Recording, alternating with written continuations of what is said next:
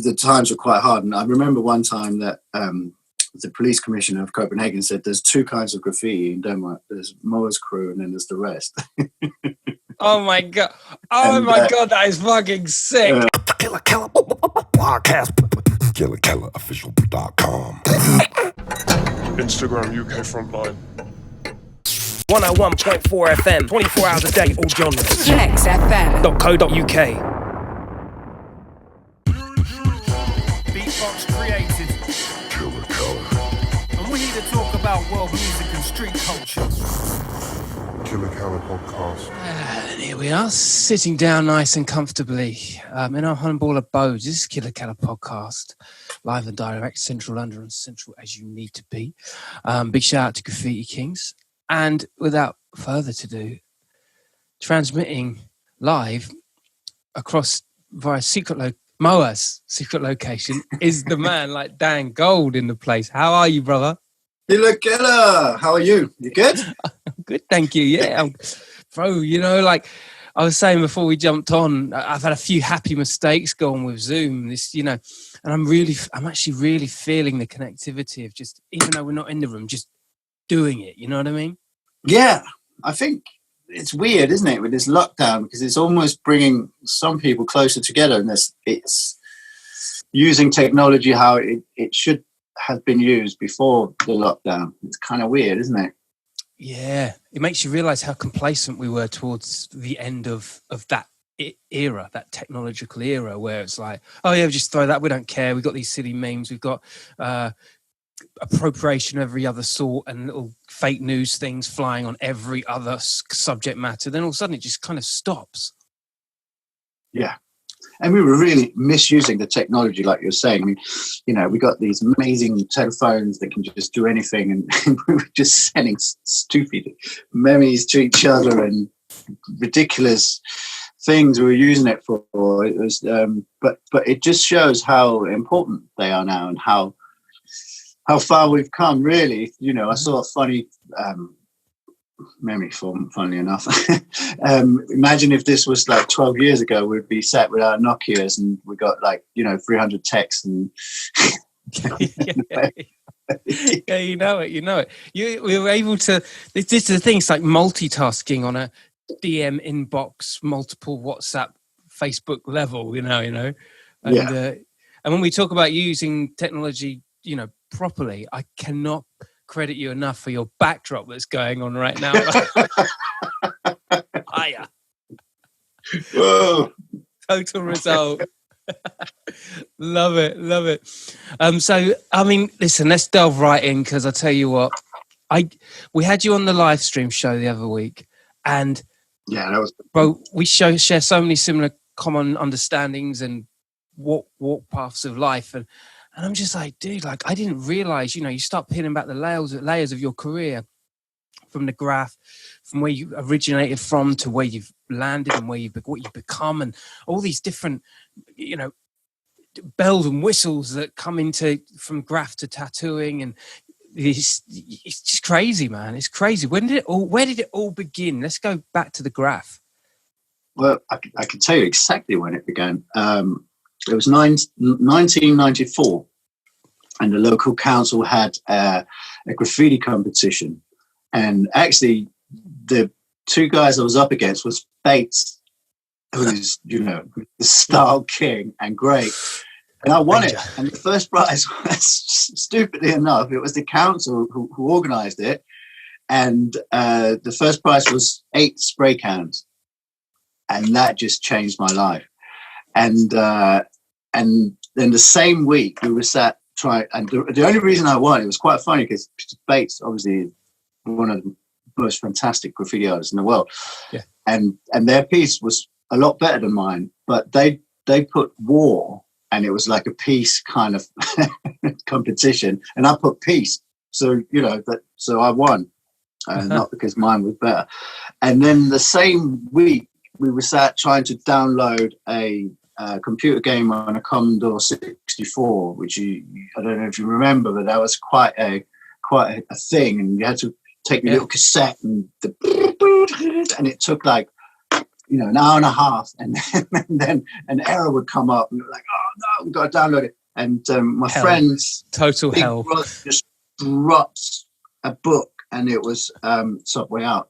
And I can remember it to this day. I looked down at that cover, and there was probably about 25 different panels of New York subway train, graffiti on it.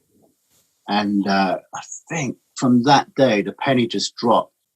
I just thought it was like someone had introduced me to something magical, and I just wanted to recreate that feeling that those pieces, that when I looked at them, they gave me. And then we went out and we just tried to recreate it, and really. And yeah, it was, pioneering times. There was one brand of spray paint in Copenhagen called Quick, and they had like 6 different, basic colors, and it didn't matter how good an artist you were, you just could not make it look good. That's an age-old story, though, bro. I mean, there was a creativity to this thing, wasn't there? Yeah, you had a signal red and a corn.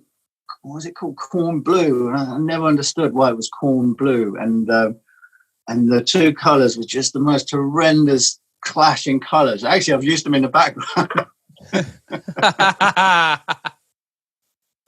Very good. Very good. The references. Yeah. But and that was when that whole culture of hip hop just kind of flooded over Europe. And then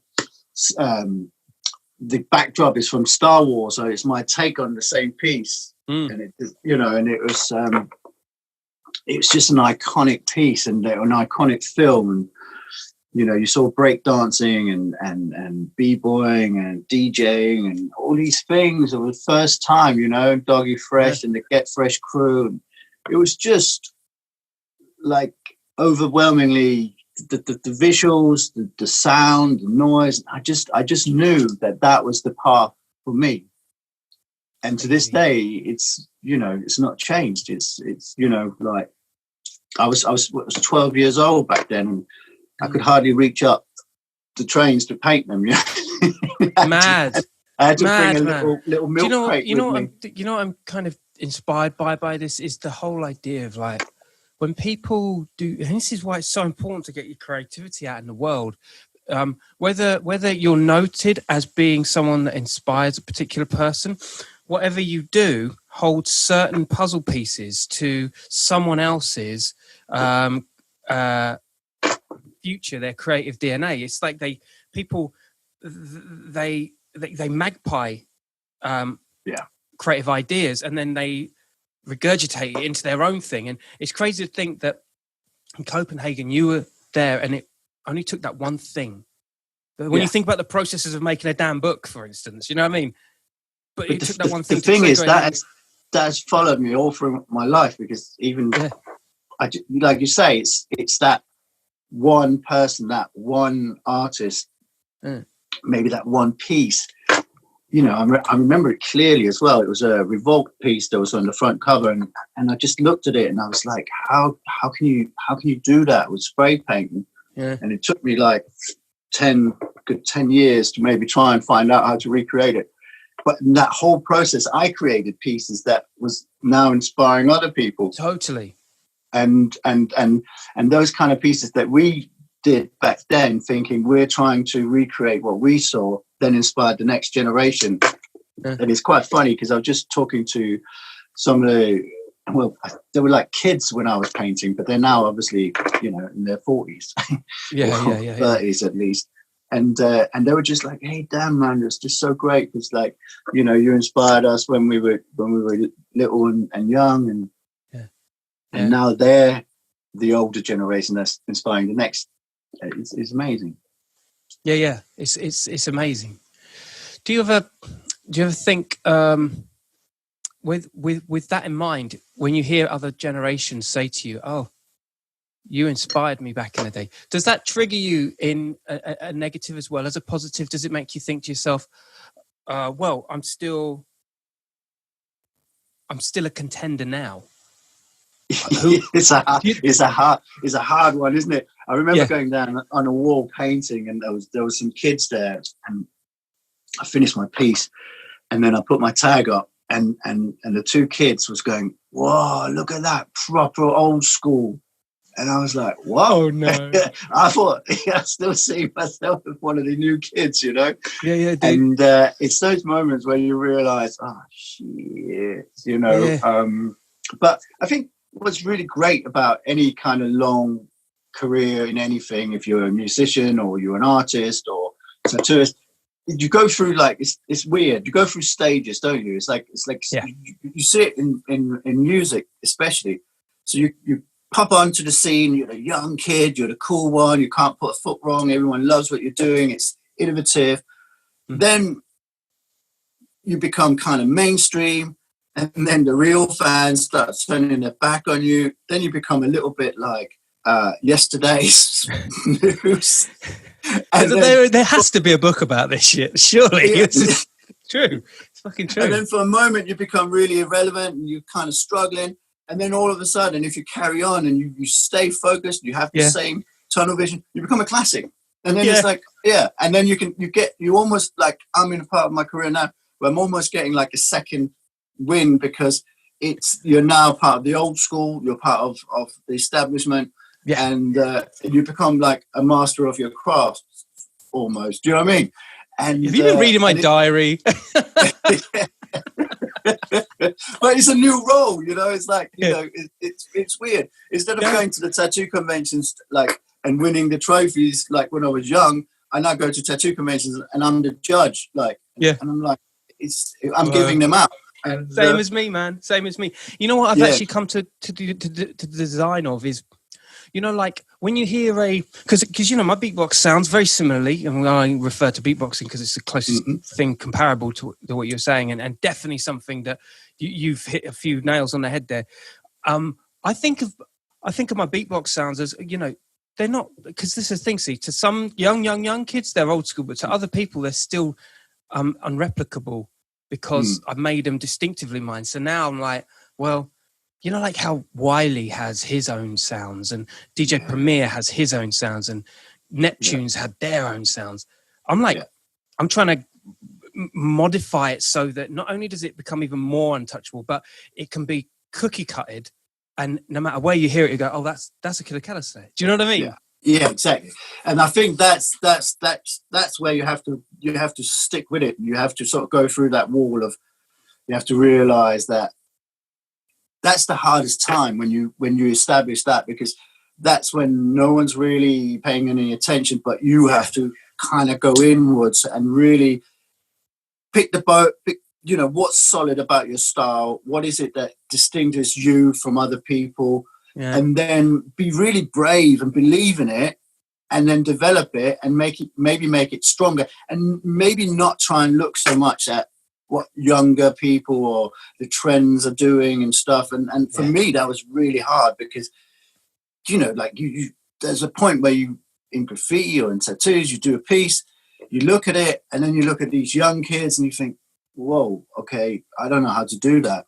I actually do not know how you do that. You know what I mean? There was 1,000%. a specific time in graffiti where people were putting up like portraits with aerosol, and I was like, I don't even know how to do it, you know, let alone have the talent to do it, but I don't actually know how technically to do it. That's when I had to pull back and go, well, the style that we did and we developed was an important part of the history of hip hop and an important part of tattooing. And then really feel, really be brave and just go, you know, that's my thing. And then carry on with it. And then people were like, oh, it's not going away. I guess it's a classic. And only you can do it, bro. Like this is the thing as well. Exactly. There is a real dark place, isn't there? Because I've been there, you know, when you know, it's like you're in this kind of no man's land of, you can't be too influenced by, like you say, a newer generation, because you want to compete, but you don't want to, because you're a fan. Do you know what I mean? You're a fan of the art. So it's like, it's hard not to be, but you still need to be really certain about your style. And for every month that goes past, you've just got to really build up your armor and say to yourself, no, this is right. Everything's right. This is what I'm here to do. This is my thing. This is my lane. But also, I think there's that kind of thing. It's like the zen in whatever you do. I always say that to my apprentice or the people who work with me. I've got this amazing team of young artists. If you draw, and it was something that was taught to me when I used to do comics and cartoons. If you draw, let's say, a Volkswagen Beetle, we all think we know in our head what it looks like. It's the same, I guess, with your stuff and music. You think you know what that beat sounds like. But if you start doubting yourself and drawing it without any kind of sense of commitment, people who look at it will see that kind of insecurity, or people who listen to the music will see through that. Whereas if you draw it with conviction, and they always said to me, it's like a cinema. It's your effing cartoon. So if you draw it that way, it's your rules. And when you do things with that kind of commitment and that kind of self-belief, other people will believe in what you do. It's an energy, right? It's an energy that people exactly. And that's why you see or hear, they feel music. it. You can't fake art because they'll see straight through it. If there's any kind of insecurity in what you do, or any kind of lack of self-belief, and that's why we have those ups and downs, because the moment you start losing your own self-belief in what you do, people see straight through it, and you'll plummet, and the fall, it's hard, They feel it. They feel it before they see it and hear it. That's the thing. Exactly. Just to bring you back up to speed, ladies and gentlemen, for those of you out of the loop, Dan Gold was part of a formidable European Scandinavian crew called Moas. And what did they take over? Listen, and aside from which, on top of that, years and years and years of tattooing, setting up Monsters of Art shop in North London, West End. He had Dan Gold, who still has a Dan Gold tattoo shop. But let's take it back to Moas. So, what was the philosophy behind that crew, and how did that formulate? So, Moas crew was it started out as 4 guys, and I wasn't part of the original 4, but I was part of the next generation. There was the next lot that went in. So when I was in, we were 6. Mm-hmm. So we were the next 2 people that came in, and the young guns coming in. Well, we were all the same age, but we came from 2 different housing estates in Copenhagen, and anyone who's been to Europe and knows that kind of scene it's quite a rough scene. The 2 estates would never mix, and if they did mix, it would end very badly. So we were sort of doing our thing on our branch line, and they were doing their thing on their branch line. And at one point we kind of merged, and it was just magical, because it was like family, you know what I mean? It was like, when you don't feel like you belong anywhere, and then you find a group of people, and you all just gel, and we ended up living together in a big house, and it was just fantastic, and wow. All it was just we just thought, because when you live in that kind of environment, you're very often told that you're not going to amount to anything. You're not going to. There's no future, and I know a lot of listeners probably who come from those kind of backgrounds will relate to that. And one of the things, if I would like to sort of tell people, is that you can change things. It doesn't matter where you come from; it matters where you're going. And again, it's all about self-belief. Whether you believe you can or you can't, you're right. You know what I mean? Yeah, 100%. And we just wouldn't have it. We just thought, this is our place as much as anyone else's. Why are they telling us what we can do? So we kind of just took over, and we just kind of recreated what we thought that the kind of New York scene was. But obviously, like when you see Japanese culture taking on rockabilly, we totally exaggerated in our heads. so it became something completely out of control. I mean, at one time it was like, to stay in the crew, you had to paint like 3 times a week. Dude, I've heard people say that. Charlie Shazer said the same thing about with Scene when he was doing the tattoo shop out there in New York, and he would say that Scene would have graph writers come in for advice and stuff, and he'd just be out with like, hey, look, don't even come in here unless you've done 500 dubs in one night. Yeah. Jesus Christ. Do you know what I mean? But I guess that becomes your tolerance level. It reaches that point where that just is the... Yeah. I mean, I remember one time, and it'd never been done before. We were like, we'd done whole cars, and we're going to do a whole train. And we didn't know if it could be done because the Danish trains are really long.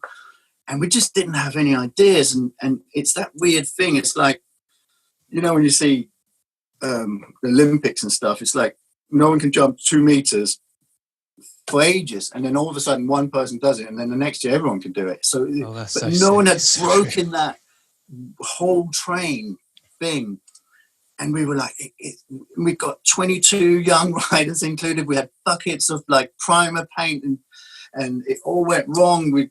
There was so many kids everywhere, and the police stormed the whole area. Everyone was running into, you know, doorway. And it was completely, yeah, I remember. It was complete chaos. It was absolutely, everyone got arrested, and we were like hiding up. We went up some stairwell in some, because the yard we'd chosen was right in the middle of Copenhagen called Dubro's Walk, and it was like the stupidest yard to do that. But we just didn't realize how you would do it. So we just thought the only way is with normal sort of wall paint, but we're going to need a lot of people to do it. Then, of course, big fat cats came out, and we ended up doing a couple of whole trains. And then after we did it, everyone did it, you know. But it was the first attempt was absolute chaos. There was kids running around, there was police, there was dogs, there was. Yeah, this just sounds like it sounds like quadrophenia for hip hop. The hip hop quadrophenia. The whole train yard's like scattered with people. They got arrested. No one wanted to talk to us afterwards. So we were always like the outcasts of the graph world, really. Yeah. We were sort of socially very badly. We had very low skills because of the background we came from, and it was just. But it was good, you know. For us, it was good. It was, for me, that was my art education. That was my kind of schooling, and that's where I learned all my skills that had made me make a living from the, you know, like I've been incredibly lucky and privileged, and after all of that, I just, you know, everything I learned there, and at the time I thought, what can I use these skills to? I didn't see how this could benefit me later on in life, but you know, life has a funny way of showing you the way. Yeah, if you let it. Sure.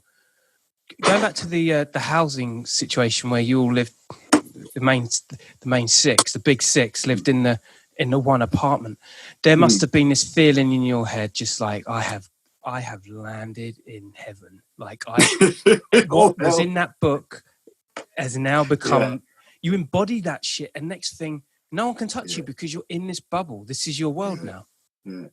I think, like most things, at the time it wasn't as much fun, and it makes for better stories than the reality of actually living it. Yeah, for sure. The times were quite hard, and I remember one time that the police commissioner of Copenhagen said there's 2 kinds of graffiti in Denmark. There's Moas crew, and then there's the rest. Oh my god! Oh my god! That is fucking sick. That's like the best. That's like the biggest. That's gotta keep you going, isn't it? But then he came down to say that they were sort of more like organised crime gang, like the ones in LA, because at the time all the riots were in LA, and we were laughing because we lived with 6 people living in this flat. And opposite the flat, there was a fish and chip shop, and we couldn't even organise who to go and get chips. You know what I mean? But you could organise. And yet we were being called. Another way, eh? Dude, I mean, wow, like that's crazy. The notoriety there. So this became like a regular thing, right? So you were out getting busy, and just word spreads, doesn't it? Like, when you apply that to like how your careers developed, would you say that there were some set skills that you apply in the context of graffiti that you naturally adapt into modern business or marketing? Well, I feel really privileged and lucky because I felt when I came to tattooing, which I did quite young. I was probably 16 or 17 when I built my first tattoo machine. But I already gone through one subculture. So I saw how you can, so I learned from the mistakes I made in graffiti, and I stayed more true to myself, and I knew that if you believed in yourself and you stuck to what you know, and then you can really make a difference within a culture. And that's what I always set out to do with tattooing, because when I came to tattooing, it was kind of like, it was all in the red light districts, it was all seedy, no one was really doing anything amazing. It was all like wizards and skulls and that kind of thing. And yeah. And the craftsmanship in tattooing had really gone downhill. There was still some amazing artists around the world, but they were few and far between. And I just thought, this is exactly like graffiti was when it first started. You know what I mean? It was just this kind of amazing art form, full of history and full of, potential to actually just, maximize make your mark in it, essentially. Yeah, exactly. There was no boundaries, there was no limits. I think, one of the great things with these kind of subcultures or art forms is that there are no limits. They're really, you can, where does tattooing end? Look at it now. If someone had told me 35 years ago that I was going to see what I see today on the skin, I would never believe that was possible, because all you ever heard was, you can't do this, you can't do that, you have to do it this way. And that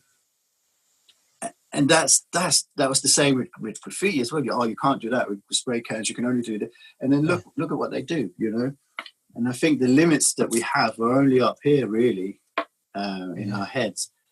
And I think it's just amazing to see how you can actually take an art form or subculture, and you can just be part of it and be part of the change and be part of the history of it.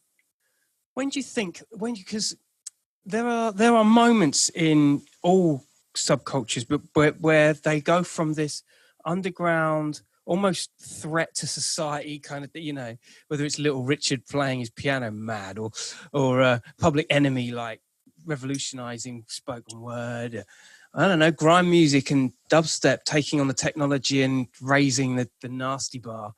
But graph and tattooing, they've always been the underdog. Do you think technology has allowed that thing to really push the umbrella, so it's almost more acceptable? Yeah, I mean, it's gone crazy, because when I first started doing graffiti, I used to say that I used to do graffiti when it was illegal, because we used to get chased around. And when I finally moved to London, we used to get chased around Shoreditch, and you had all these business owners call the police on us and stuff. And then now the same business owners are calling us up to pay us big dollars to go and paint the same wall. So, and we were seen as part of the problem, because it was that whole broken window theory, where you have a broken window. If you don't fix it, then graffiti will happen. Once graffiti's there, then crime will start to appear. Yeah. And that was kind of the accepted social kind of approach to governments, police forces and councils. Yeah. That was that approach. If you don't fix it, then this will lead to it. Now, the poison has become the vaccine. When they want to regenerate an area, they want to spice it up, they get the graffiti to come in, or the street, it's now called street arts, but it's more or less the same, really. Yeah. And to actually, beautify an area, or to try and reduce crime or make it more comfortable for people. And that's bonkers, and it's the same with tattooing. I remember I couldn't get into any nightclubs because I had, my throat tattooed before it was kind of normal or commonplace. I think there was about 3 people who had their throats done in I knew of in London. And we couldn't get in, we couldn't even get, you couldn't rent a flat. No one wanted to rent to you when you had tattoos. And it sounds bonkers now, but it really was that way. You couldn't get a restaurant. I remember going to restaurants and they'd be like, oh no, we've got no tables, even though the restaurant's completely empty. I couldn't get into any nightclubs. It was ridiculous. And there was no way. My mates didn't even want to go out with me, because it was like, there was no way I was getting in unless I was on a list. And And then a few years later, after the programs and that, the same nightclubs are calling you up and asking you to make an appearance, or they'll pay for you to go. And it's just bonkers, isn't it? It's like it's such a the transition is just so mad, and it's like now there will be occasions where if you go into a meeting and you have full sleeves, you'll be more at an advantage because people think you're creative, or they'll take you more serious. You know what I mean? Whereas open-minded. If you showed your tattoos, you'd never get a chance of getting that employment. So it's huge, and of course that kind of thing really affects the kind of it affects graffiti as a subculture. It affects everything around it. It's the same with rap music. Once you stop being the kind of outrage and I guess part of the problem, then there is some of the magic dies, I must admit. But there's so many other benefits from it. You know, we're all making a good living of it. And true. Really deep down inside, didn't we kind of all fight for it to be accepted? You know what I mean? I can't tell. I honestly can't tell. The same thing applies to music. I mean, there was a time where pirate radio stations literally meant you were a pirate on a boat and you were doing pirate radio. Nowadays, it's almost like this cool kitsch thing. And I just, you know, music's lost its edge and danger as well, I think. But I wonder what the new danger is. What's the new danger? What's the thing that's out there? What's the underdog? What's the outlawish thing? Yeah, I mean, I don't know. I think anything new is always the danger, isn't it? I think people hate change and they're scared of anything they're not familiar with. But I suppose with tattooing, it's a weird one because you can't really shock anymore. You know, with having tattoos, and I guess in some sense we always put on the tattoos early on because we wanted to show that we weren't part of society, we weren't part of that kind of nice, you know what I mean? And we wanted to even more clashing with hip hop was the tattoos, because clashing with the graph and the more cartoon-esque, the illustrative, and I don't know, the stuff that you do, bro, is just fire. And like, it's still got that classic content, but I totally feel the energy. You back then, and we're not talking too far ago, it felt like there was an added extra fuck you to the recipe, because you're taking what, you know, rockers and people like that were doing and then just flipping it on its head, and then that's what made it almost cultural relevance came in again. Yeah, and that's what I've always found. The irony really is that in all of these subcultures that are meant to be where everyone's an anarchist and it's all, you know, two fingers up to society and rules, I always found there was far too many rules for me.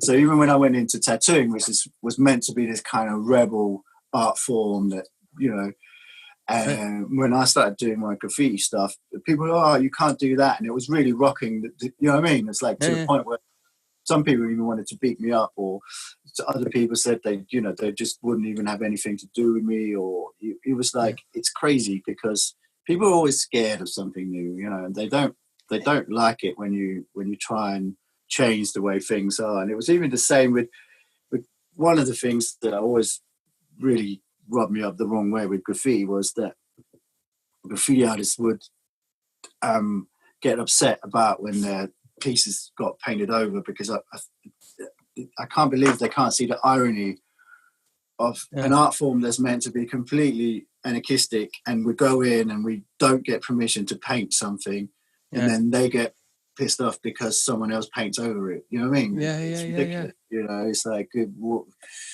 you know, I find the whole concept bizarre. But no, that's a really I good guess point. there's just so many rules within these things, and that was something that I always struggled with and still struggle with. I don't really want to play by these kind of rules that I haven't really agreed to, and people seem to think, you know, it starts eating into itself, doesn't it? Yeah, I mean, I think hip hop and in particular is probably one of the most self-destructive subcultures I've ever known. And you know yourself, it's like as soon as something is a success, people are like, whoa, it's a sellout. You know, I'm not going to listen to that anymore.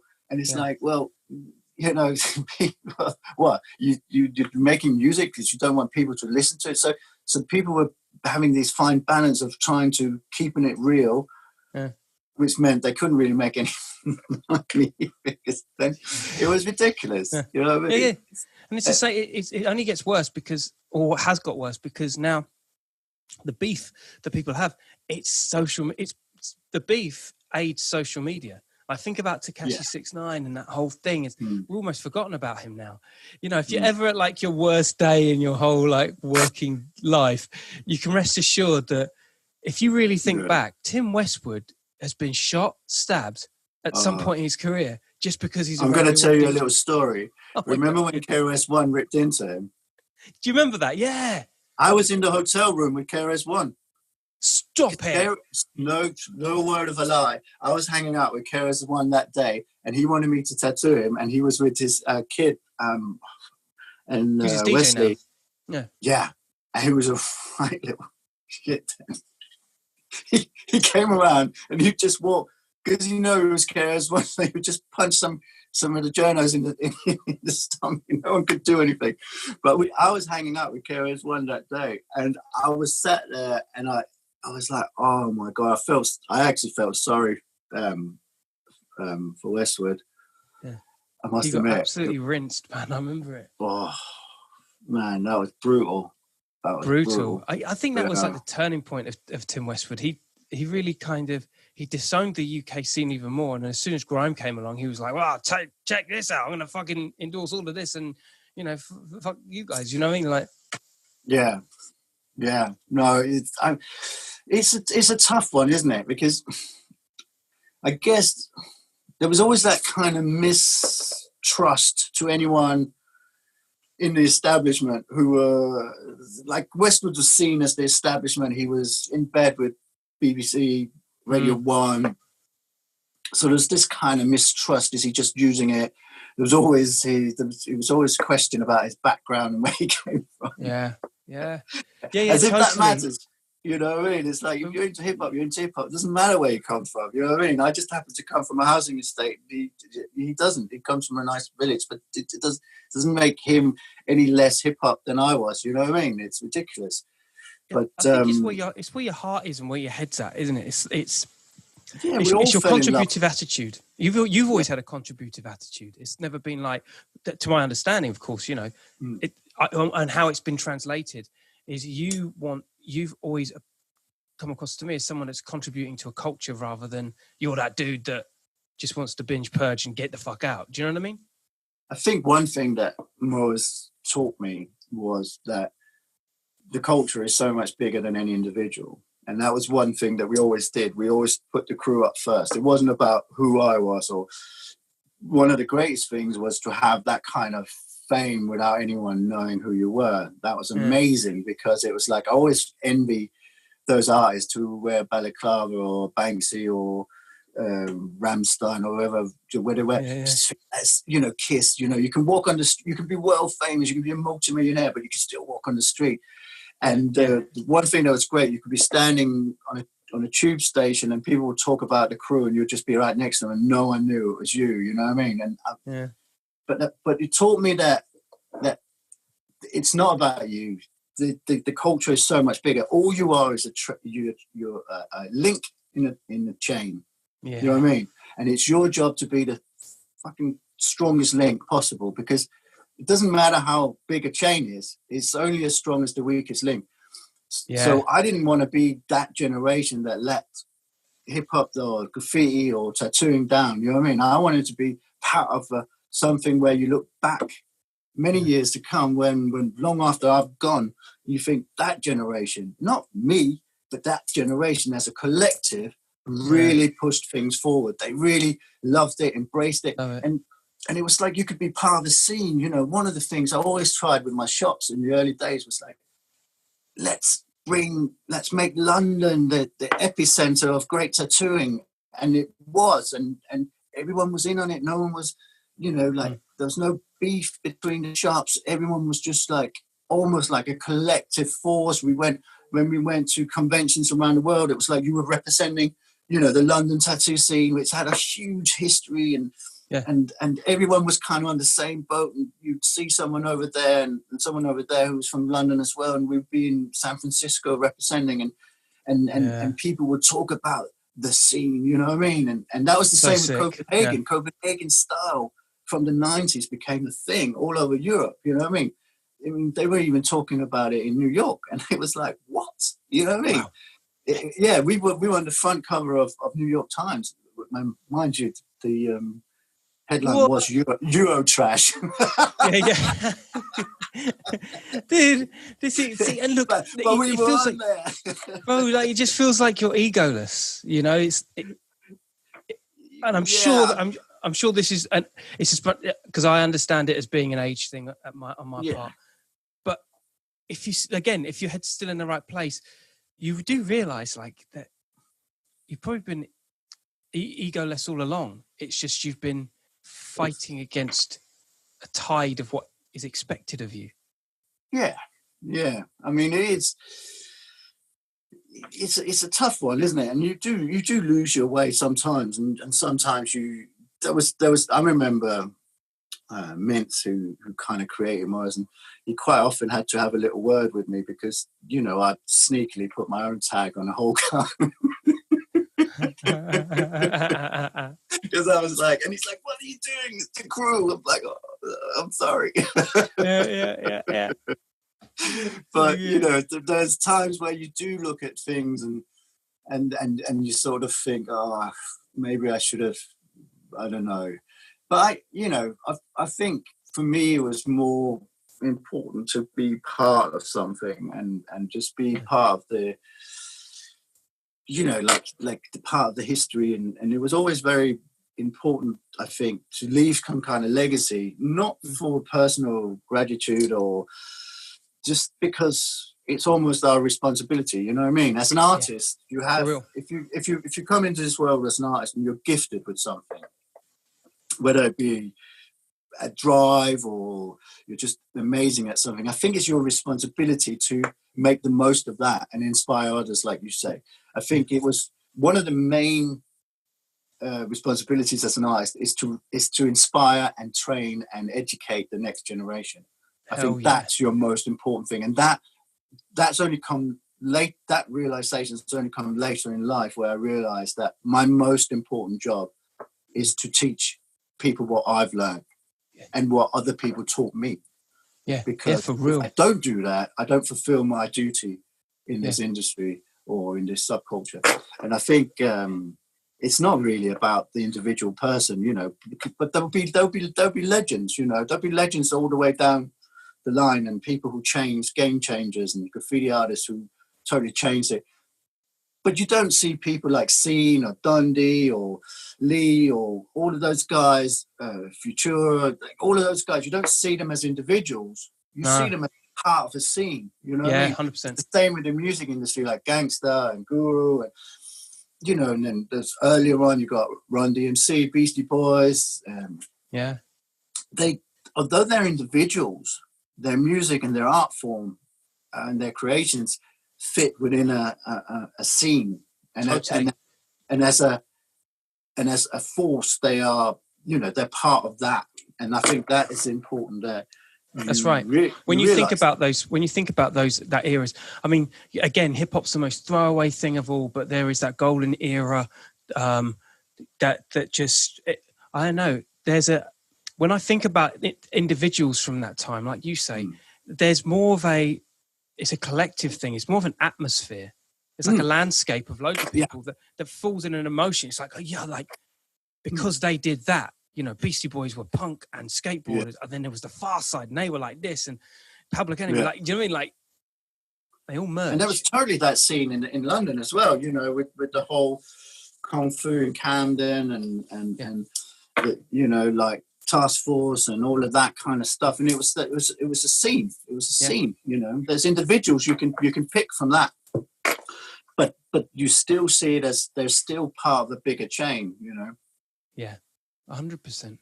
100%. It's crazy. And while we're at it, actually, just on the UK scene, I want to say a big rest in peace to Ebo from Foreign Beggars, who passed away yesterday, which is, well, it'd be 2 days from when this comes out. So rest in peace, Ebo. Good friend of mine as well. You know, those guys, Foreign Beggars, I mean, Pavan, you know. Come on, man. Yeah. Like, It's magical, isn't it? But I think, you know, it's a privilege to be part of that. And I think you need to, I don't know if you need to, but it'd be nice. You only really realise that with hindsight. You know, when we were in the midst of, like you say, when we all lived together and we were in that scene, we didn't realise that we were creating history. If only we did, we would have enjoyed it so much more. And that's why I was so lucky. Once I got into tattooing, I kind of knew we were creating history. You know what I mean?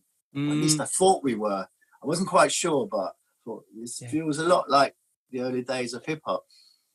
So I enjoyed it more. I took stock and I sat back, and I never stopped like pushing as well. You know what I mean? I was like, when I think back to some of the opportunities I had with hip hop, I was nervous or I wasn't quite as confident. But when it came to tattooing, I was like, damn it, I'm going to do it all, because you only get one opportunity in life, and these doors open up for a reason, and they don't tend to open up again if you don't take those opportunities. 1000%, bro. I was going to grab it all with both hands and make the most of it, you know? Yeah. And it comes at a price, and it's funny, like we're talking about people who are no longer with us, and you know, there's been a lot of casualties along the way. You know, like living it to the max and living it to the full, it comes at a price, and not everyone makes it through. And I'm finding that more. I'm finding that a lot more. Yeah, mate. We've lost so many people, and Black the Ripper. It's almost like Black the Ripper.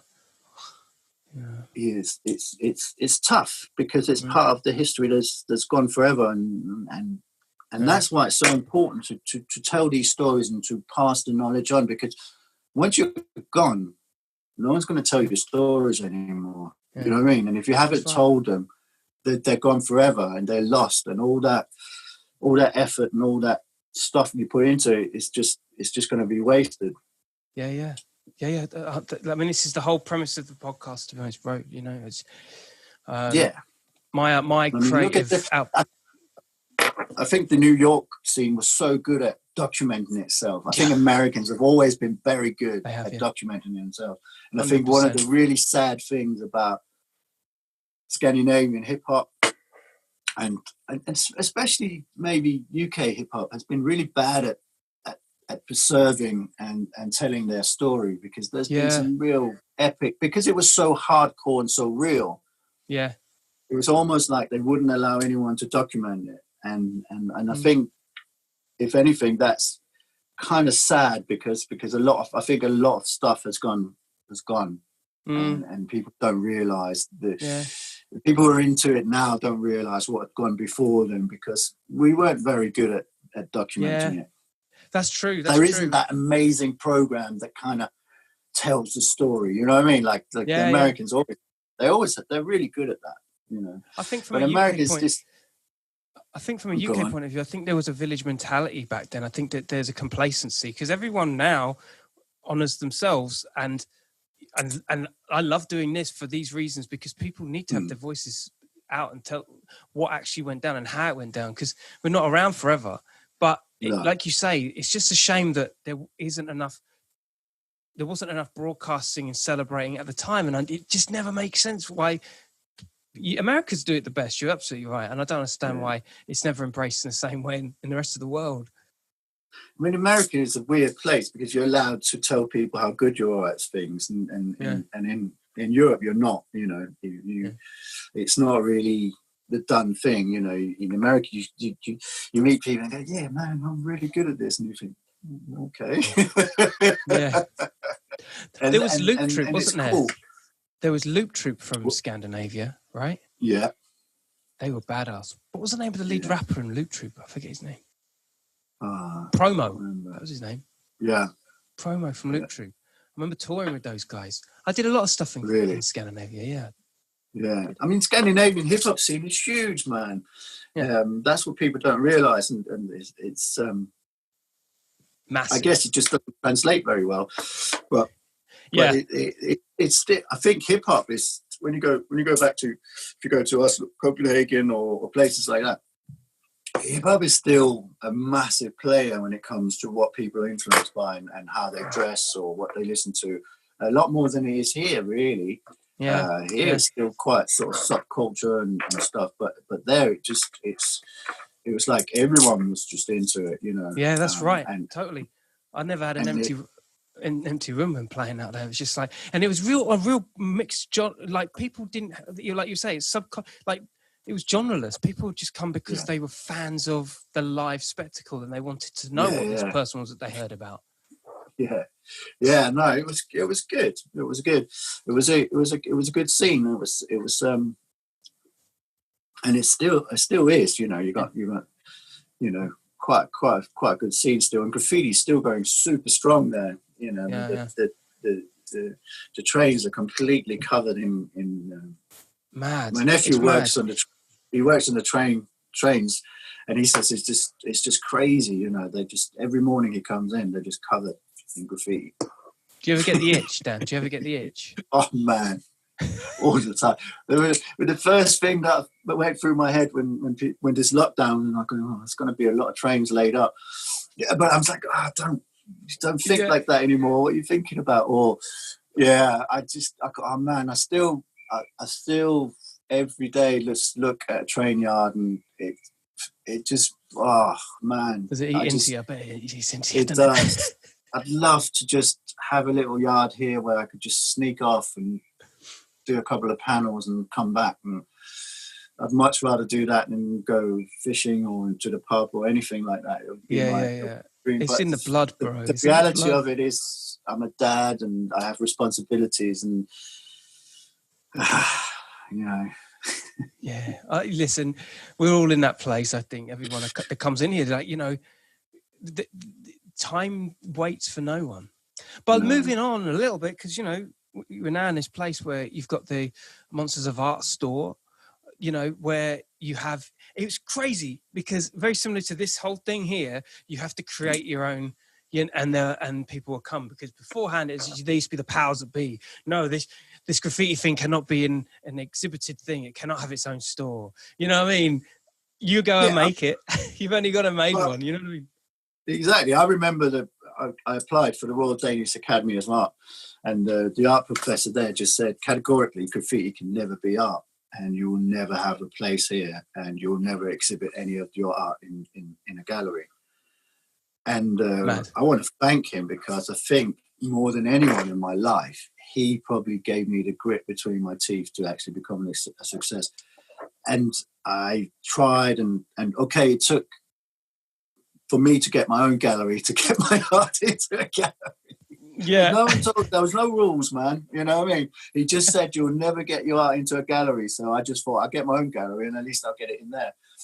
But the thing is, bro, I just saw it, and it was that kind of tipping point where graffiti street art was just coming in, and no one was really making any money, but people were super talented, and Banksy was clever, because everyone, like, then people started making money of it, but it wasn't the artists, because it was the photographers who were making these little pocket books of our artwork and then publishing them and then making money. And we were like, well, we don't get any royalties because it's illegal. Yeah.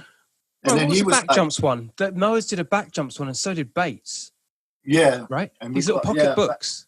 We got packed. Yeah, even that we got ripped off. You know what I mean? It was just like, because we were just like, we weren't very smart, really. You know what I mean?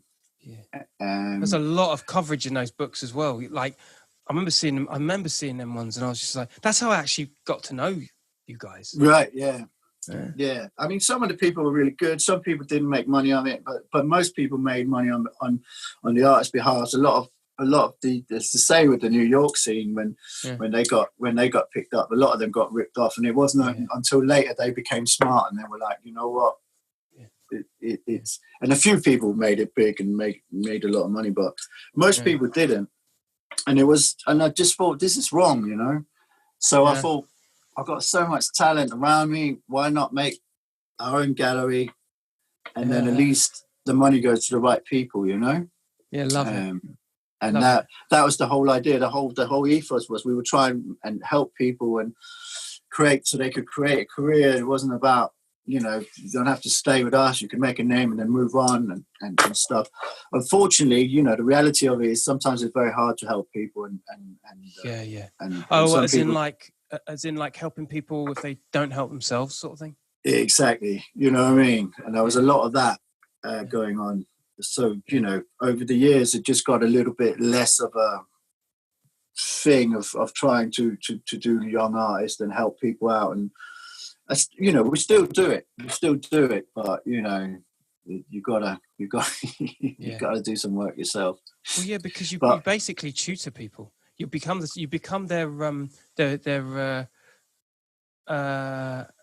conduit. You become their thing that they and that takes a lot of energy, man. Yeah, but I think one of the things that became very clear is I think that, you know, hard work beats talent when talent doesn't want to work. And dude, I think a lot of talented people who think that the world owes them a living.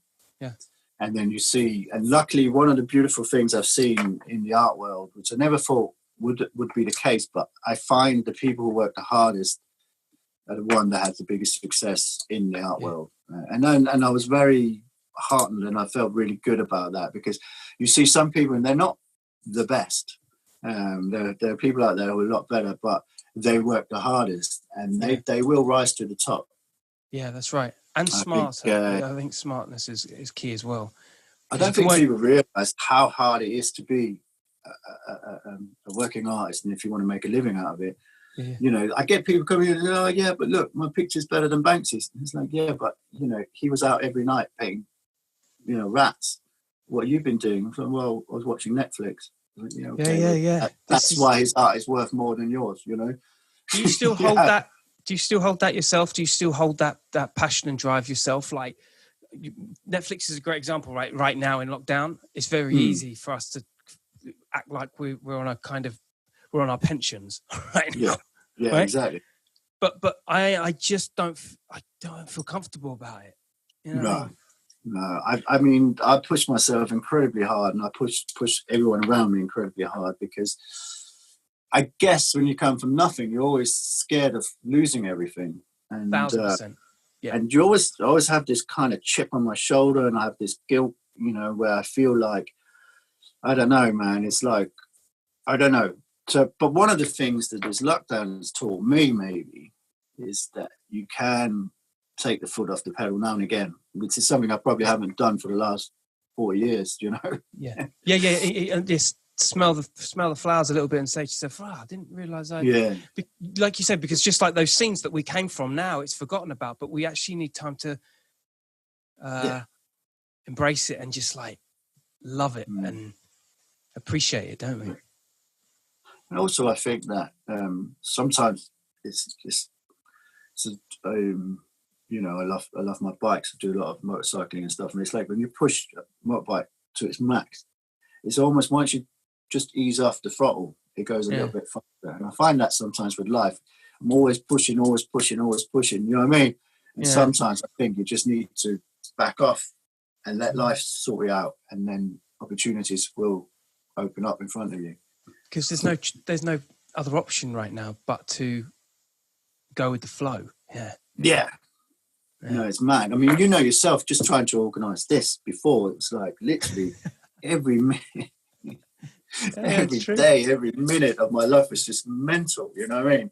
Yeah. And I think sometimes you just, there comes a time when you just got to follow, what is it actually you're trying to achieve here? You know what I mean? Are you just working yourself into an early grave, or, you know, but that's the drive that you get from hip hop, you get from graffiti, you get, you know what I mean? It was always push, you know, more. That was, you know, I wanted to do more sleeve tattoos than anyone. I want to do more back pieces. I want to do more conventions, you know, like I did 21 conventions in 17 countries one year. And I was like, just Jesus. You know what I mean? And it's like, Wow. you wake up and literally, like, we used to laugh about it because you see pop stars or whatever go on stage and you go, hey, Stockholm, and they're in Berlin, and you think, how can they be so stupid? But literally, I remember I was in a nightclub, and I turned to my mate and I said, where are we? And he goes, dude, we're in a nightclub. I was like, yeah, I know that. I want to go home, and I can't remember what country we're in. Oh And God. he was like, dude, we're in, I can't remember, Valencia or something. And I was like, okay, then I know what hotel I'm in. And it was literally because it was just day in, day out, different hotel, easy Rotation, yeah. Convention. And you don't see anything. You know, it's the same people just around. I used to call it was like a traveling circus, you know, the convention. Yeah. And it just, occasionally some of the acts would change, but, you know, the main acts would always be the same. The main characters will be the same. And we would just travel around the world and put on the same show night after night after night. And you know that more than anyone. Yeah. And it just becomes discombobulating. Yeah. And unless you've been in that situation, you just can't really believe that that's how it is. But literally, had I stepped outside that club, I wouldn't have known where to go to unless someone told me, you know, where I was. So I remember waking up and you just think, you put on the TV to see what country you're in. Yeah. To check. Yeah, I get you. And it always starts on the CNN, so you could be anywhere. It's like, for fuck's sake. CNN crew, totally. You know it. I mean, mate, honestly, but like you say, this is that time to re-up. You don't actually, and I speak to a lot of writers, obviously. The biggest question you ask them is, how many pieces do you think you've done? How many tags do you think you've done? How many trains? And it just all merges. Like, you'd never know. But when you come out the ride, you just see it as like this big block of time that just was. It was like a mini life. Yeah. I mean, I think the problem with Moas' crew was that everyone had, you know, obsessive compulsive behavior. So it just became bonkers. You know what I mean? Yeah. Amazing. When you look at, I remember when we were doing the book, there was literally, I mean, even stuff that I didn't know, but there was literally boxes and boxes and boxes of pictures. It was crazy. And that was mainly the other guys. That was mainly, a couple of them were really just absolutely, you know, I was kind of the character guy and stuff. I was brought in when we needed to do something fancy. Yeah. And I always had the tattoo, because I started doing tattooing quite early on, so I always had the tattooing as well. That took a bit of my time away, but those boys, they went bonkers. You know what I mean? And it's actually, because we had. You know, everyone wants to shoot the fastest gunman in town, you know, and we became the target. It was always, you know, whether we wanted it or not, it was always kind of like them and us. Yeah. So, you know, rather than being part of the scene, we became our own little thing. Yeah. And then we became something that people didn't like, and then the people were making up stories that weren't true about us and stuff, and you know, jealousy and stuff, and it was bonkers. They got to hate first, bro. You've got to make them hate. You've got to make them hate before they love you. I always say, if you don't have haters, you're not doing it right, because you're not. And I genuinely believe that. I think that, you know, one of the hardest things was appearing on TV and having that TV show, because I wasn't prepared for the amount of hate people, and I think we were kind of like, quite early on, you know, this kind of like trolling wasn't a thing back then as much, or at least people weren't really aware of it. So yeah, that's right. So people who were on these reality shows and stuff, we really got it, and I was really unprepared for it.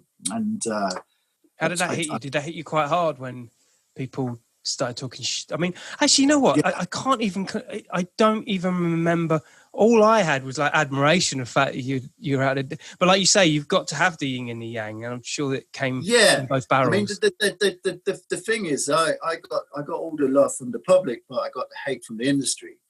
You know, and again, it was like I almost became the Tim Westwood of tattooing, because I was one of the people who were bringing it to the mainstream. Yeah. And there was a lot of people in the industry who said that they wanted to keep it real and they wanted to keep it underground, but every single one of them I know applied to be on the program. Yeah. So they would just cheese stuff that it wasn't them, and then it's like that thing where Miami Ink guys and LA Ink guys, and we got it bad because then people were like, well, how come my mate isn't on it because he's a better tattooer? And people didn't realize it wasn't about having the best tattooist on it. It was about making an interesting show. And they, you know, LA Ink tried to bring on some of the best. They brought on Nicky Hurtado, who's arguably was at the time one of the best tattooists in the world, but he was boring as hell. Because he's super good, but he just, you know, you needed the drama as well, because it was a docu-soap, and without drama, the program is going to be boring. What people didn't realize was that it wasn't about being the best artist.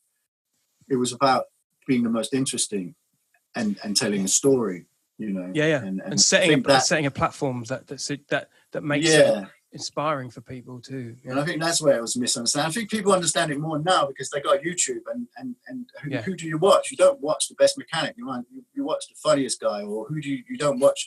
You know what I mean? The people who are really, really good at what they do sometimes are quite boring, but that's not entertainment. You know, that's then look at their pictures or listen to their music. But some of the people who are, you know, are just really good at being entertaining and are really entertaining to watch, and they don't necessarily. And I think there's a better general understanding of that now. But at the time, it was like the only tattoo program in Europe, so people were like, you know, and the hate was crazy. You know, like I'd open up my inbox and people would be like, if I see you, I'm gonna slap you, and obviously when you meet people. Wow. They just go, Jesus. Hello. Yeah. Oh, it's mad. It's easy to be very brave behind a keyboard, but, you know, and back then was very much, you know, like, what's it called? They call it, it's the beginning of trolling, wasn't Warriors. It? Yeah. I mean, even to this day, if you do YouTube, you don't really want to read the comment. You know, but you know, I quite enjoy it. I feel a lot more comfortable. I'm a lot more confident in what I do now. At the time, you know, I didn't ask for that fame. I was just thrown into it, and I didn't realize. Listen, man, overnight, my life changed. It was like and people don't realize now because it seems crazy, but it was a big thing back then. You know, from one day I just had my little shop down on Cali Road in King's Cross, and then the next day I was like on the red carpet of some premiere in the West End, hanging out with, you know, like A-list people and stuff. And you know, it was, you know, I'd sign autographs, and people everywhere I went, people wanted photos taken. And I wasn't prepared for that, you know. Madness. And madness how that happened. Yeah, and I remember I was like, man, I couldn't even get the tube into work because it was really awkward because people like, it was especially people from Europe, like they'd come over, oh yeah, I see your program, you know, can I have a picture? And then it would be that awkward moment. I thought, I wish I was a bit better at this, or I could crack a joke, but I was like really awkward and like, crazy. So I stopped enough, and I need to get away from this. So I went to Mexico.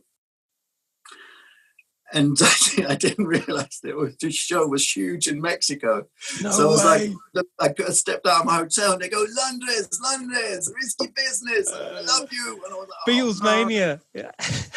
This is like, I can't get away from it. That's amazing. Yeah. Proper Beatles mania on you. It was bonkers, you know, and it was just, I mean, now I miss it. yeah, it's the irony, isn't it? It's the irony of it, you know. You know, I think that it's a weird one. You know, it's a double-edged sword, but it you know, I'll be honest with you, that kind of attention is addictive. You know. Yeah, I can imagine so.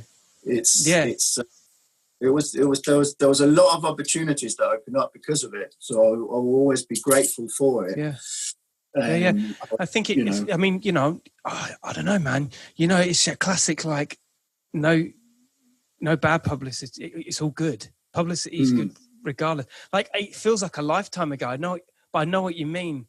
Because when I think of Dan Gold, I think of like loads of chapters, and I think of like the current chapter. Yeah. It's actually harder to go, in my mind, it's harder to go back into like what that was back then. You know what I mean? Like, I can't imagine what it must have been for you. But at the time, there was like so much going on with that new form of entertainment. The precursor to,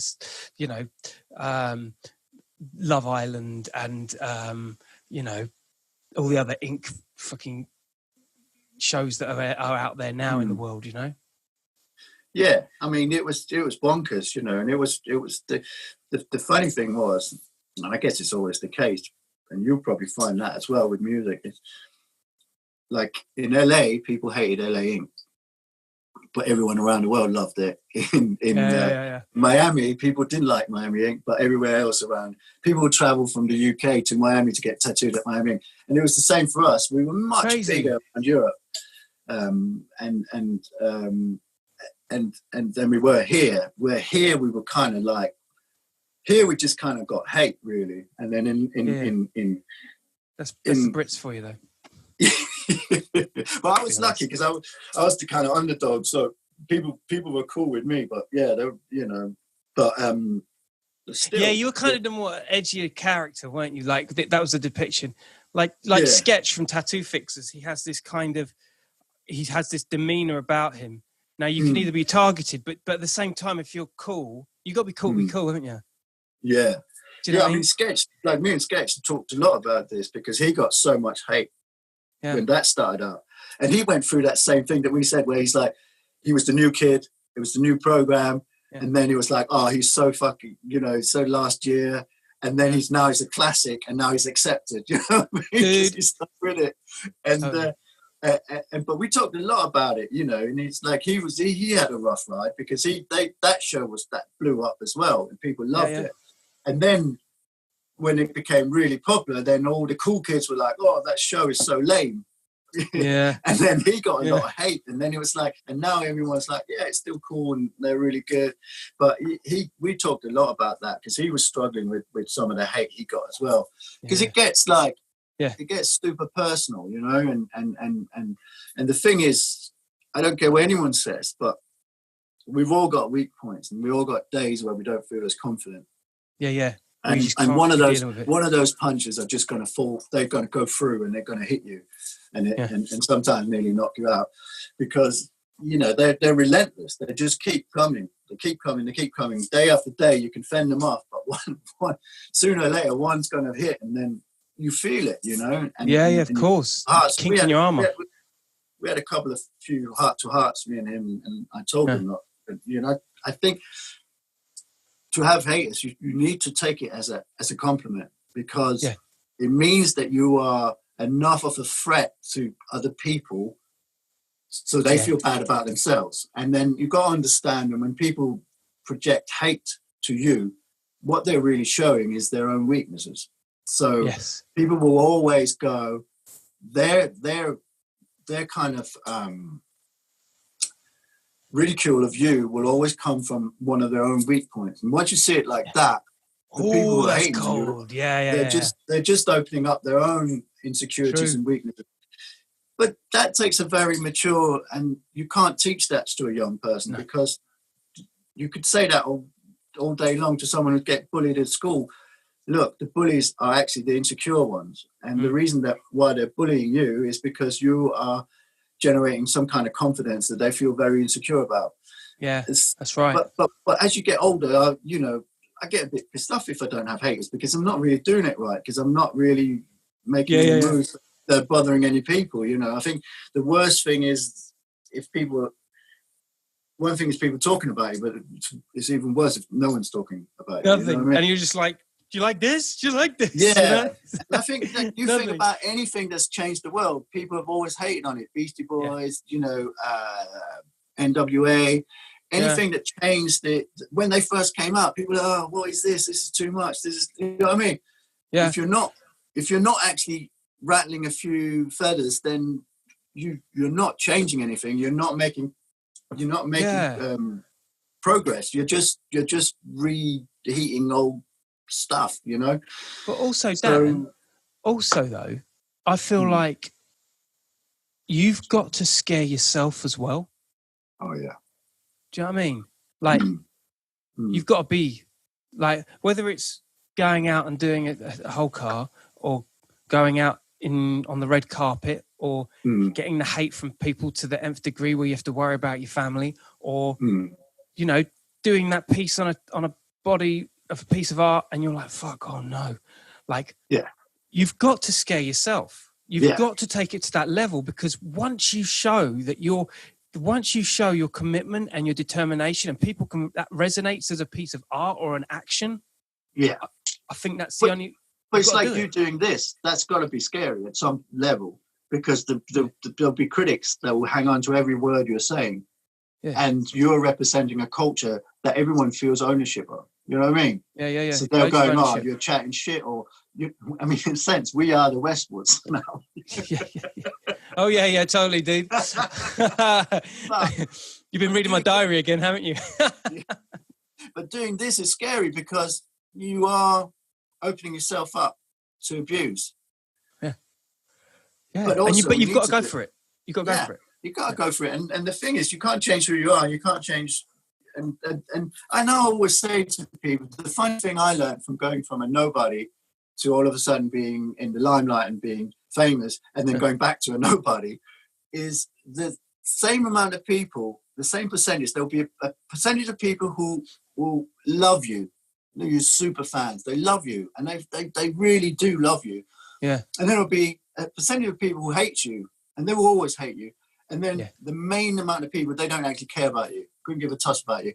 And that percentage stays the same, but the amount in each percentage goes up when you go on TV or you become famous. But the same percentage just stayed the same, you know what I mean? Yeah. And once you accept that, it's like, why should everyone like you? You know, that's not how the world works. You know, you don't walk into a room and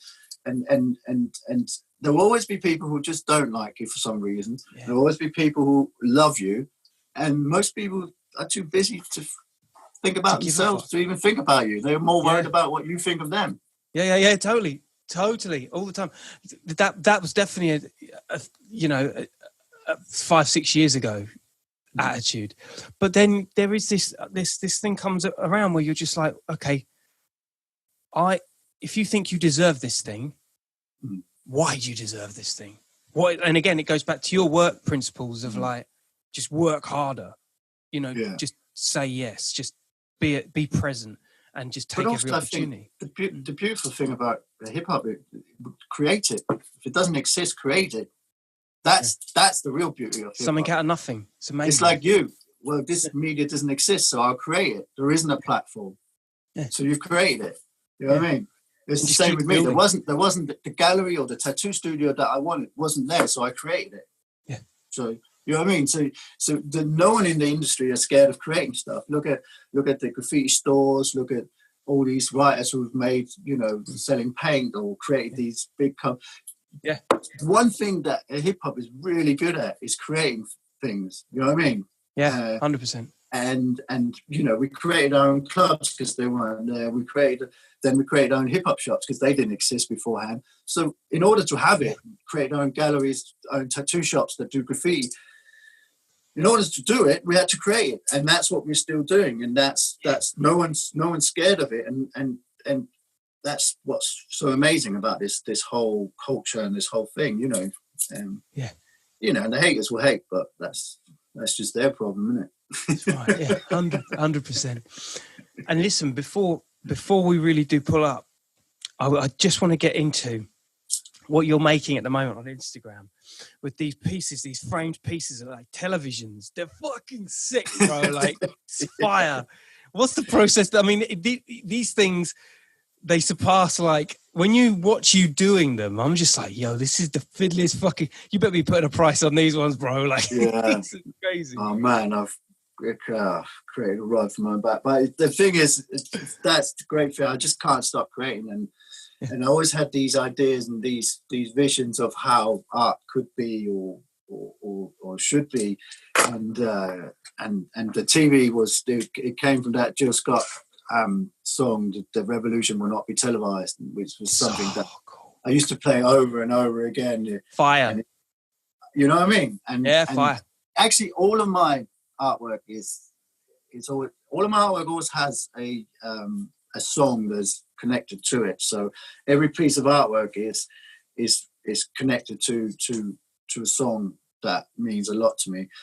And I'll lock myself away in this studio and I'll just listen to it over and over again. And the Jill Scott end was like, yeah, the revolution will not be televised. It will not, you know. And that was just, and I just had this vision of this TV flashing, and old school TV is a thing of the past now, right? So that's something that the kids will never realise, that they were so this surrounded is a framed piece. This is a framed surrounded piece. by wood once. How many have you made? Oh mate, I don't even want to know. The problem is this is where I really shoot myself in the foot, because there's so much work involved in it, and I always keep the prices down because this is the kind of, I don't know, the working class thing in my head, whereas I feel like I need to work for the money that people give me to justify in my own head, but also I feel like that art should be available to everyone. And what I hate is when people who come from the same background as I do, and then they go all snotty, and then they will want millions for their stuff, and then the people who supported them in the first place can't afford to be part of it. So one way or another, I always want my art to be accessible to people who doesn't necessarily have a lot of money, but I don't want to dumb it down and make it cheap. So I always feel like I need to put some work in there so everyone gets it. So even on the prints, I hand finish them with monotone pens.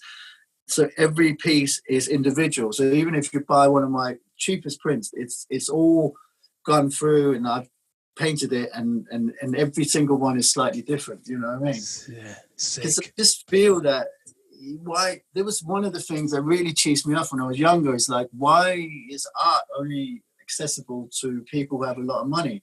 I know it's a commodity. I know it's part of trading, and it's just like any old thing that people need because they need to move money around and stuff. But I always wanted good art to be available to everyone, and I feel that it shouldn't really, and that's what I love about things like Banksy's and stuff like that. Although they go for hundreds of thousands, the original ones were always 150 quid, and everyone can be part of that. You know what I mean?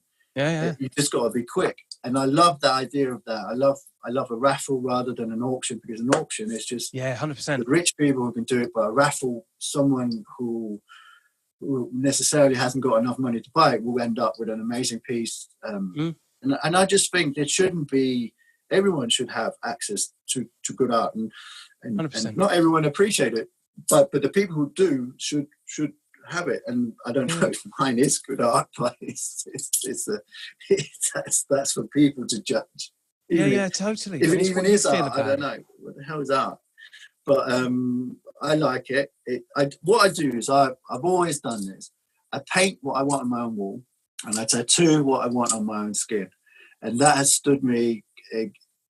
I've never had a day where I haven't had a client to fill, or I never had a day where I haven't had someone who wants some art. You know what I mean? That's fine. And I think if you go by that simple rule, you're going to win. You're just going to win. Yeah, you can't go wrong. I love that sentiment, and that totally that can be transferred exactly to what I'm doing with this thing. It's everything that I would want. You know what I mean?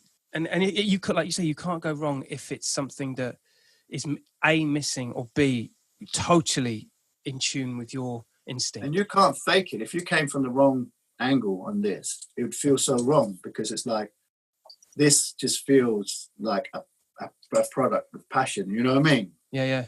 And it feels the like energy.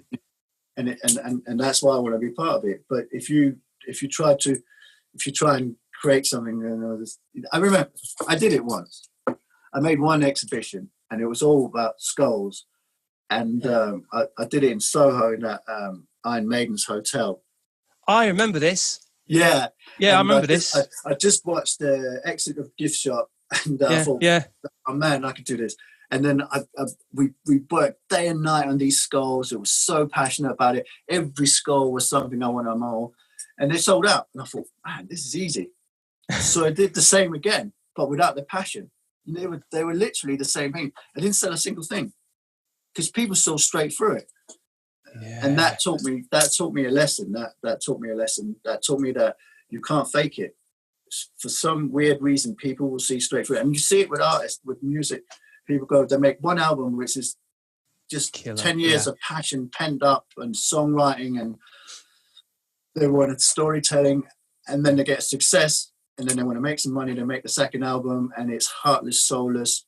Even though it sounds the same, you see straight through it. That's right. Yeah. You know, actually, as you were saying it, and I don't know Ricky Gervais, right? But when he went and hosted those movie awards, there's that transitional period with him, and I think it came with the animals and the extras and the all those other programs that he made. Yeah. And I think The Office was like you say, that 10 years of pent up. And then as soon as he made it, the comedy took a sideline. These hosting shows came in where he was talking to a load of Hollywood A-listers, and he played to them, not in a friendly way. He started attacking them and being a bit, and then he lost his charm. You know? Yeah. No, totally. And I think was it Simon Pegg as well when he did those zombie films? You could tell that was just pure passion, you know what I mean? And frustration why people haven't made it. And then they made it to Hollywood and they made that alien film, Paul or whatever, and it was just like, I think it's very easy to lose yourself when you have a bit of success. I think it's forgivable as well, because I think that it happens to everyone, you know, and I think that we all know it with our favorite artists. You know, there's a couple of albums where you think,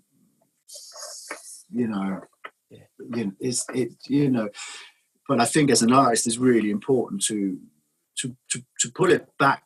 And I think the people who stay true and don't really focus on that and just focus on what it is. What is that drive that kept you going? What is that fire in your belly that woke you up every morning when you were young? What is it that keeps you awake at night? You know. I love it. That fire, that one. Yeah. And then, you know what? Don't worry about if people like it or not, because it's true, it's honest, and there'll be enough people out there to like it. Then, it's tough, man. You know, and also you got a lot of, when you get a bit of success, you got a lot of people then all of a sudden trying to influence you and telling you things, and you know, it's hard not to believe some of that. You know, it's hard to stay focused and not lose yourself and try and be something that you're not. Yeah. And I think that's what's happening to Ricky Gervais and those people. They go to Hollywood, and it's a tough old place, man. You know what I mean? Yeah. There's a lot of people to sort of look up to, and it's quite easy to lose your soul and to feel small and stuff. But it's a tough one. But I think everyone who has that drive knows that what I'm talking about, that fire in your belly, you know, and it keeps you awake at night. It wakes you up in the morning. It drives you. You know, you'll be on the bus and you have to get off and write something down, or you know, it's not an option. It's just something that's inside of you that you don't have a choice. You just have to deal with one way or another. And I think that's why so many artists are self-destructive and end up in a bad way, because it's a big thing to live with constantly, you know, that drive. And it drives everyone around you crazy, and it drives yourself crazy as well, because you don't, you don't have an option. You have that drive, and you just got to do it. You know? And I think you see a lot of really talented people that just it almost consumes them, you know, if you're not careful. And I think that's why this break is quite healthy for everyone, because I'll call it a break. It's a lockdown. We've got a pandemic. It's not a break, but I think the world just needed to push that pause button for a little bit. And and I think it's healthy to just take stock at where we're at, what we're doing, and maybe more importantly, why we're doing it. Yeah, I agree. It's a very special and important time right now. Yeah, for sure. This is you know, like, I think a lot of generations go through. We've been very lucky. You know, you hear about, you know, like your grandparents having to go to war, and my granddad was like Spitfire pilot, and it's like it doesn't really hit home, and then until you have tens of thousands of people dying around you, and then you think, you know what I mean? This is real. This is our Dunkirk, you know. It's like, This is the closest comparable. Yeah, I remember having to go into the shop, you know, on Oxford Street, my shop, and sitting on the tube, and I knew it was dangerous. It was before people because we know a lot about cross-contamination in the industry we're in. It was before, and I thought, this isn't safe, you know, and I'm risking my life going in. And I had to do it. I had no option. I had, you know, 10 people rely on me opening up for their living and the well-being of their family. And I thought this is what it feels like going into a war zone, knowing that you could contract something that could kill you. Yeah, mad. And it's never been like this before. We've never experienced it. No. So we've always had something that's a cure, or always someone that comes and saves us, or, you know what I mean? Or it's always once removed, or there's a war or famine, but it's never here. You know, now it's here. It's outside. It's madness. It's crazy. The movies are here. The real thing. There's no dress up. This is the real thing now. It's a scary movie as well. I don't even like horror movies. But it's been a pleasure, Dan. It's been a pleasure, brother. Yeah, man. Thank you very much. What a fucking star! I feel like this is part of an educational segue that comes with being in quarantine. Every one of these is just like it's a lesson within a lesson. You know what I mean? Yeah. And then all we have is each other's, and I think that's become more apparent now. And we're all one, you know. For real. That's the thing. So hopefully, the people who make it will come out better people on the other end. Yeah. And unfortunately, there'll be a few people that, you know, won't make it. But that's you know. For real. That's reality. Stay healthy, people. That's the key to everything right now. Stay safe, stay locked in, and be creative. I think be creative. Do things you weren't meant to do or couldn't normally do. Do it. You only get one life. It's no dress rehearsal. So exactly. You only get one life. And on that note, a man of many, many lives, thank you very much, Dan Gold, for joining us today, bro. Cheers, man. Total Don. It. I'll put all your links in the bios and everything, man. If you don't know now, you know the mighty Dan Gold, Moas, Dan Gold Tattoos. This is Killa Kela Podcast. Thank you for joining us. Stay locked in. Subscribe wherever you may be. Do not sleep on me. Pete, do not sleep on my repeat. You stay lucky, people. Peace. Peace.